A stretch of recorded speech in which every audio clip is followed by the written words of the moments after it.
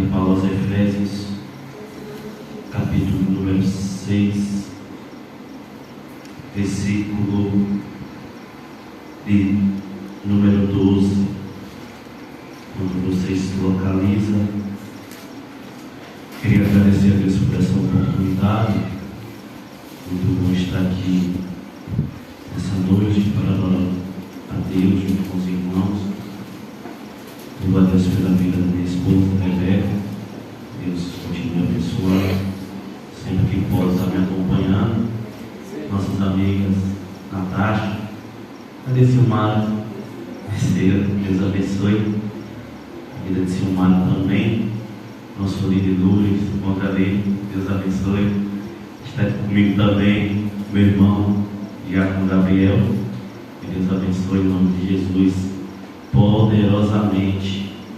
Quem achou diz amém. Amém. Peço irmãos, se coloquem de pés para nós fazer a leitura da palavra. Efésios 6, o seu capítulo. Efésios 6, o seu versículo 12. Amém? Amém. Glória a Deus. A palavra do Senhor diz assim: porque não lutamos contra a carne e sangue, mas contra os principados, contra as potestades, contra os príncipes das trevas deste mundo, contra as hostes espirituais da maldade nos lugares celestiais. Poder se assentar em nome de Jesus.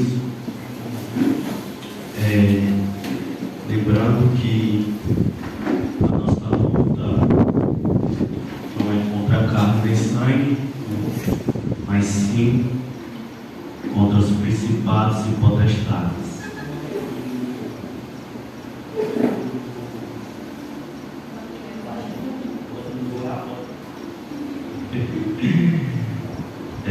Quando eu leio esse texto, eu vejo que o problema ele nunca está nas pessoas. O problema ele sempre foi nós. E no decorrer da mensagem nós vamos entender porque o problema sempre fomos nós. Paulo ele escreve no seu capítulo número 1. Ele está preso em Roma. Ele começa a falar sobre algumas coisas, tratar sobre algumas coisas no seu capítulo número 1.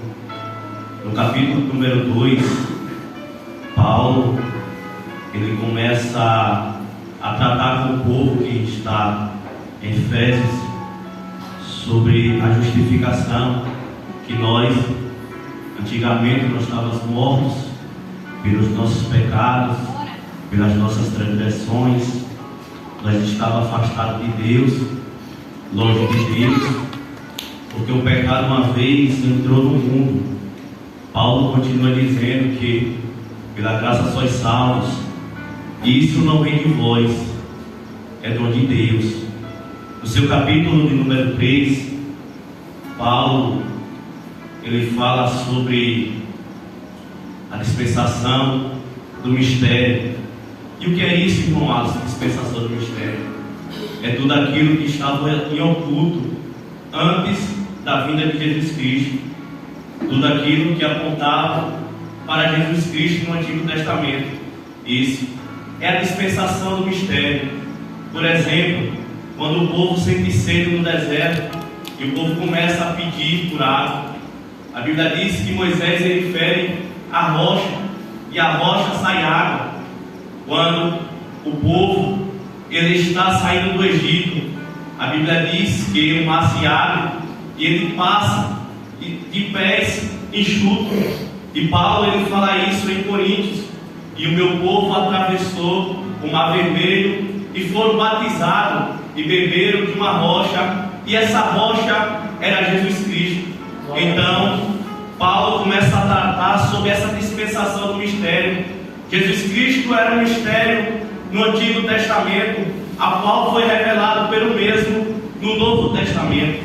no capítulo de número 4, a Bíblia nos relata que Paulo começa a tratar sobre algumas coisas, sobre o escravo e sobre a escrava e sobre o seu senhor ou sobre o seu patrão, que o patrão ele não deve impor um peso sobre o escravo. Mas o que Paulo está tentando dizer no dia de hoje é que todos nós, ou pelo menos alguns, trabalham para algumas pessoas, e essas pessoas ela tem que trabalhar, e que Paulo está tentando dizer é que essas pessoas que devem trabalhar, que sejam honestos na sua maneira de trabalhar, que sejam honestos na sua maneira de viver. E Paulo dá uma orientação para o patrão que está sob domínio daquela pessoa, para não impor cargas que automaticamente desnecessária, que não seja um peso para aquelas pessoas que está trabalhando.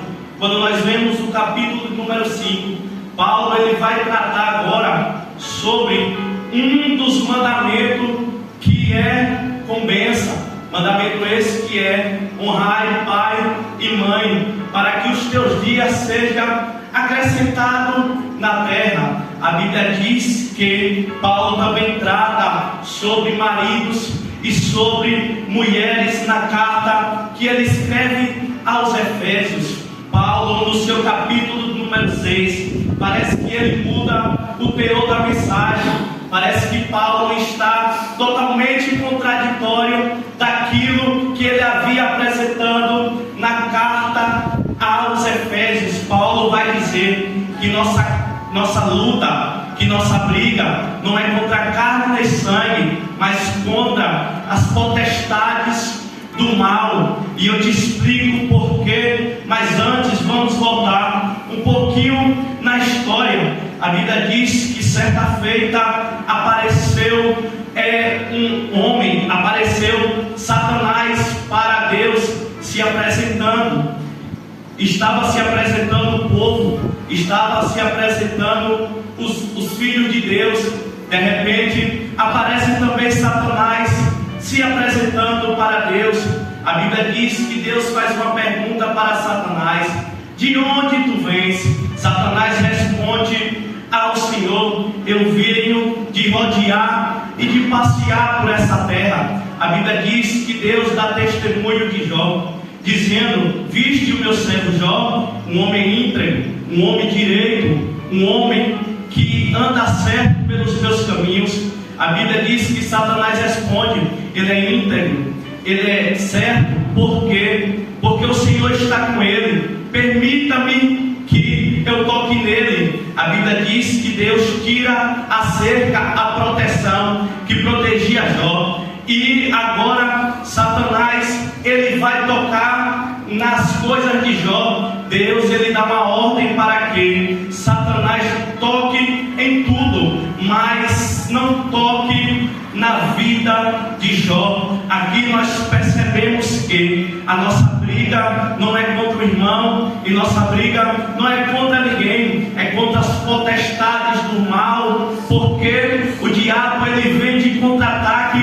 para querer as nossas vidas. Mas o diabo ele só vem para as nossas vidas se o Senhor permitir. É por isso que muitas das vezes acontecem coisas nas nossas vidas, aflições acontecem em nossas vidas, momentos difíceis acontecem nas nossas vidas, altos e baixos acontecem em nossas vidas.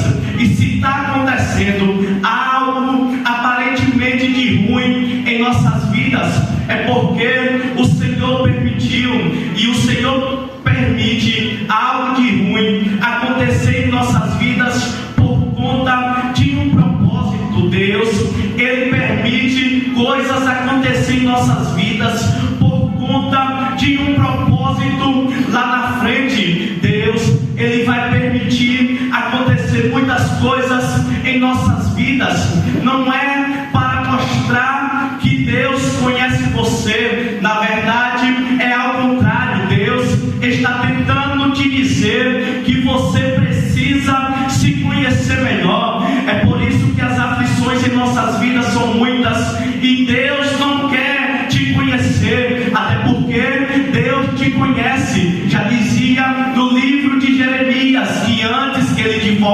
formasse no ventre da tua mãe, Ele já tinha te santificado. Então Deus, Ele não quer te conhecer porque Deus te conhece.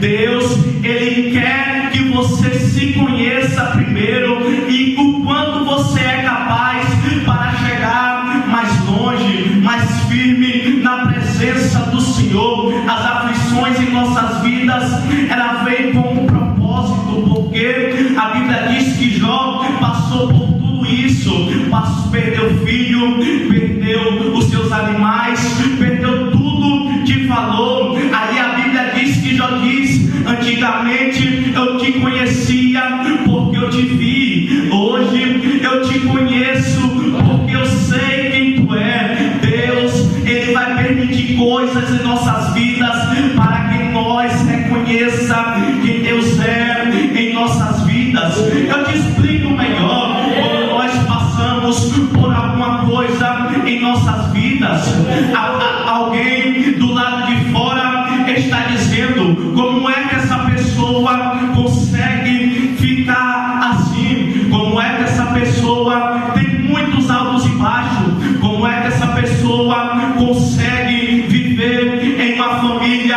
ao qual está muito aflita? Como é que essa pessoa consegue viver em um ambiente ao qual é muito perturbador para essa pessoa viver? Como é que essa pessoa consegue viver com muitas atribulações?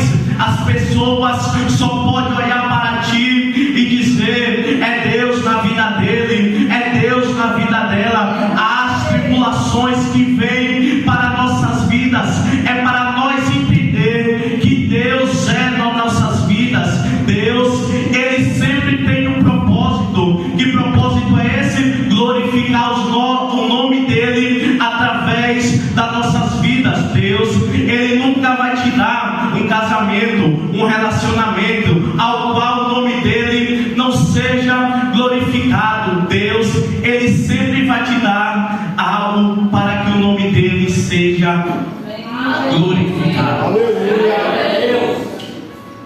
Entendemos isso, que nossa luta não é contra carne nem sangue, mas contra principados e potestades. Isso aqui me chama muita atenção, porque tem momentos em nossas vidas que nós queremos botar a culpa em um e outro, em nossos irmãos, quando na verdade o problema somos nós mesmos. Aí nós, por não saber, por não conhecer, atacamos os irmãos por conta da nossa fraqueza.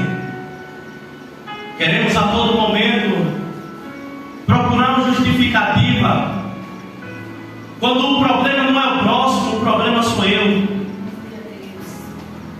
E quando nós entender que o problema nunca é o próximo, sempre vai ser eu, nós vamos livrar muitos problemas em nossas vidas. Porque Deus, Ele coloca nós em situações ao qual Ele vai zelar pelas nossas vidas, ao qual o próprio Deus vai manter que nossas vidas fiquem de pés. Às vezes nós fraquejamos na fé, perdemos a vontade de ler, perdemos a vontade de orar. Aí Deus levanta alguém, um irmão, para que seja contra você, se levante contra você. E é por conta desses irmãos que se levantam contra nós que nós procuramos buscar a Deus. É por conta de calúnias, de falações, que nós procuramos buscar a Deus. Às vezes você já perdeu a vontade de orar, a vontade de buscar, a vontade de ler. Aí Deus levanta um relacionamento frustrado. Aí Deus levanta alguém para ir de contrapartida a você.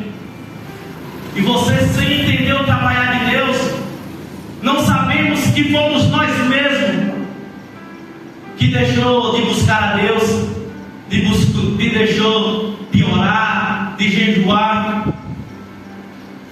Aí a Bíblia nos dá um exemplo de José, quando está no Egito.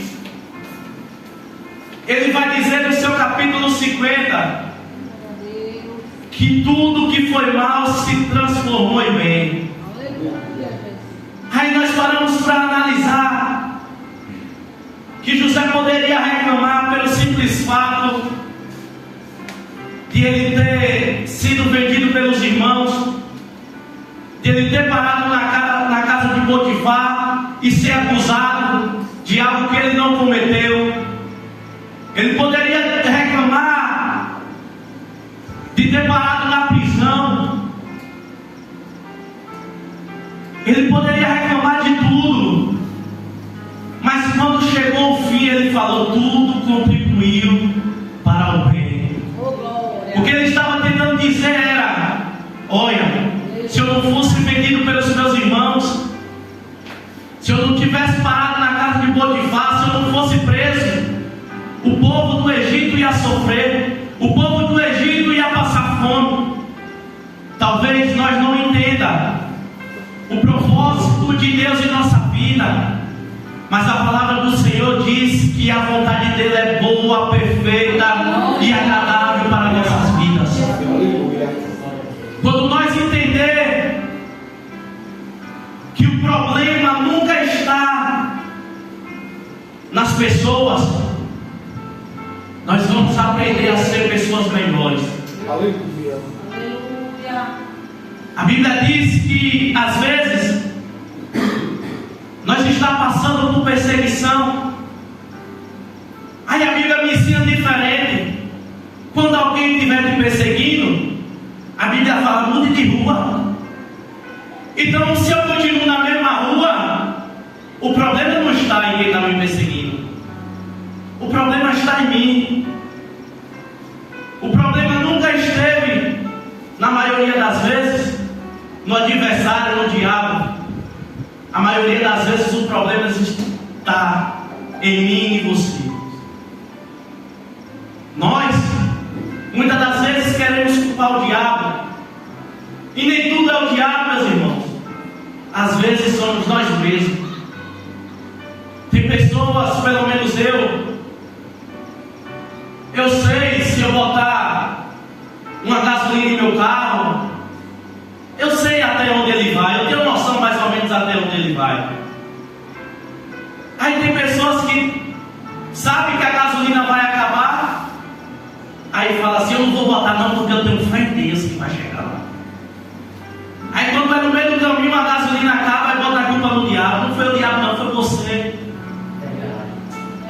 Percebeu que o problema, na maioria das vezes, não está no diabo, está em nós. Nós parece que não procuramos a Deus como se deve procurar. Aí Deus começa a colocar coisas em nossas vidas, que é para nós buscar mais a Ele, que é para nós se dedicar mais a Ele. A Bíblia diz que o reino de Deus, ele é tomado à força. Ser tomado à força é mesmo como alguém puxando de um lado, eu tenho que puxar de outro. Eu tenho que puxar, eu tenho que ter força de ganhar, eu tenho que ter força, vontade de vencer. Nós temos que ter força, porque o reino de Deus, ele é tomado à força. O reino de Deus, ele é tomado à força. Mas parece que nós vivemos em tempos que o reino de Deus, ele não é tomado à força. Tem pessoas que não se dedicam, que não se esforçam para ter uma vida boa com o Senhor, um momento com o Senhor, reservar um momento de adoração, buscar, adorar. Aleluia. Mas sabe o que me chama mais atenção em nosso meio? É que nós se dedicamos em nossos trabalhos, se dedicamos no nosso dia a dia, mas para as coisas do Senhor nós não se dedicamos. Quando aparece alguma dor, alguma enfermidade, na maioria das vezes nós vamos trabalhar. Só que quando nós parece uma dor, uma enfermidade na hora do culto, nós não queremos vir para o culto. Talvez, se no culto, se na igreja tivesse uma proposta de todo mundo recebendo dinheiro ou um salário, eu garanto que estaria cheia a igreja. Mas não vai ter salário, porque o preço já foi pago na cruz. Nós precisamos entender que nossa briga não é contra a carne nem sangue, mas contra a potestade do mal. Eu já falei isso uma vez no monte. Eu falei que quando nós fomos orar no monte, estava eu, Gabriel, Fábio e os meninos lá do grupo. Aí eu falei que nós ainda era criança, estava tomando um leite, como o apóstolo Paulo falou, e não estava tomando algo sólido. E por quê? Porque eu entendo que nós todos somos falhos. Alguém concorda comigo que nós todos somos falhos? Amém. Então nós sermos falhos, eu tenho que entender, Júlio, que vai chegar um momento que tu pode falhar comigo. Vai chegar um momento que Gabriel pode falhar comigo. E eu tenho que entender que não é porque ele falhou comigo que eu tenho que mudar com ele. Eu tenho que entender que ele é falho e ele vai falhar comigo a qualquer momento. Mas nós temos que entender que independente que se alguém falhar com nós precisamos se manter como Cristo nos ordenou. Por que eu falo isso? Porque o diabo ele só procura uma sementinha para plantar em seu coração, para te tirar do reino dos céus. Há pecado que não tem perdão, é a blasfêmia contra o Espírito Santo. E há outro pecado que não tem perdão, que é condicional. Ele só tem perdão se tiver condição. Que condição é essa, irmão Alisson?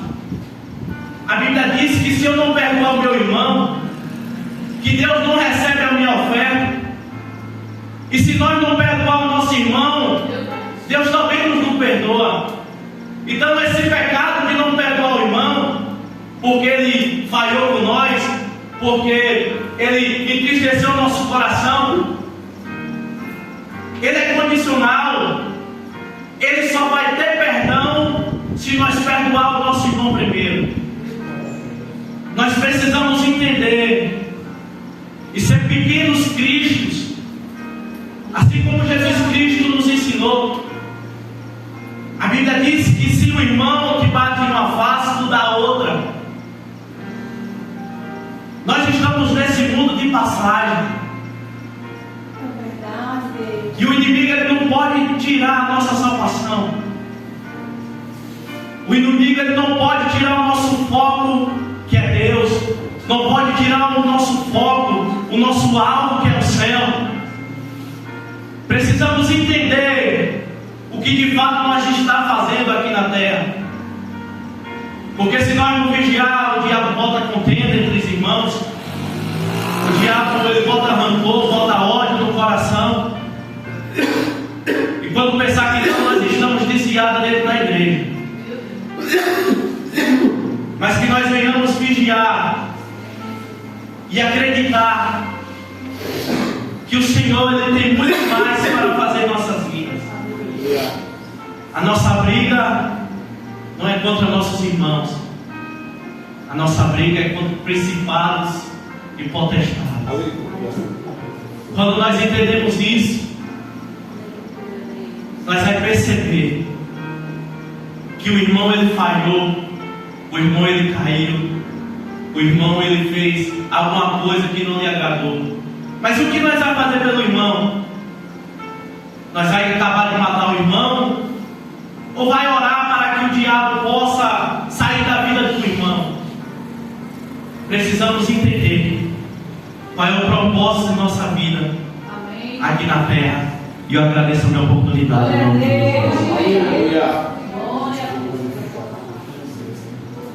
Graças a Deus. Você pode dar graças a Deus? Graças a Deus. Glória a Deus.